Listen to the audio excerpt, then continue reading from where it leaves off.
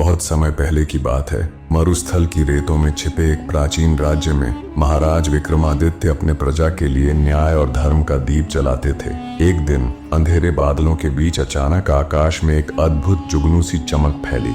ऐसा प्रतीत हुआ मानो स्वर्ग से कोई संदेश उनके प्रति आ रहा हो। महाराज ने तुरंत अपने विश्वास योगी मंत्रियों को बुलाया और उस रहस्यमयी संकेत की खोज में एक विशेष अभियान प्रारंभ करने का निर्णय लिया। राजस्थान की पगडंडियों पर चलते हुए महाराज विक्रमादित्य अपने वफादार योद्धाओं और विद्वानों के साथ उस चमकदार अग्निकण के स्रोत की ओर बढ़ पड़े। रास्ते में उन्हें अनेक बाधाओं का सामना करना पड़ा।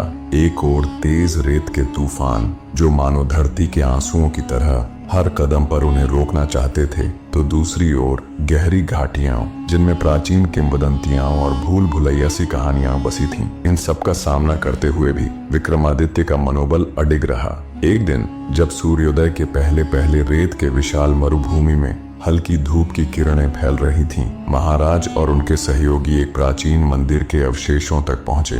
मंदिर का द्वार जटिल नक्काशी और अद्भुत चित्रों से सजा हुआ था, मानो उस द्वार पर स्वयं देवताओं ने चरण स्पर्श किया हो। भीतर प्रवेश करते ही उन्हें एक अलौकिक शांति का अनुभव हुआ और मंदिर के एक कोने में एक प्राचीन पांडुलिपि मिली, जिस पर अप्रतिम रहस्यमयी अक्षरों से कुछ अनूठे मंत्र अंकित थे।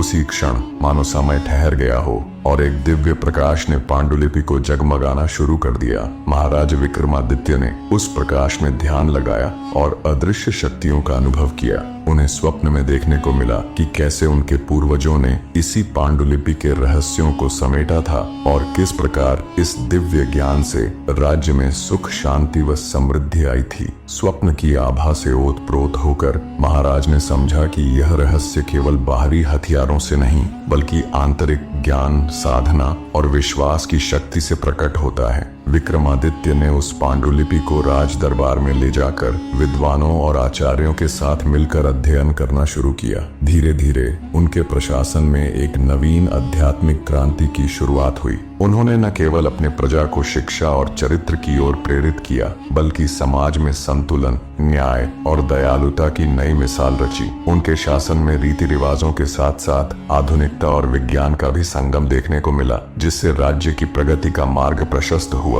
महाराज विक्रमादित्य की यह यात्रा हमें याद दिलाती है कि सच्ची शक्ति बाहरी आक्रमणों से नहीं, बल्कि स्वयं की आत्मा में निहित उजाले से आती है। कठिनाइयों के बीच अगर हम आत्मविश्वास और ज्ञान की रोशनी को अपनाएं, तो हर अंधेरा स्वयं मिट जाता है।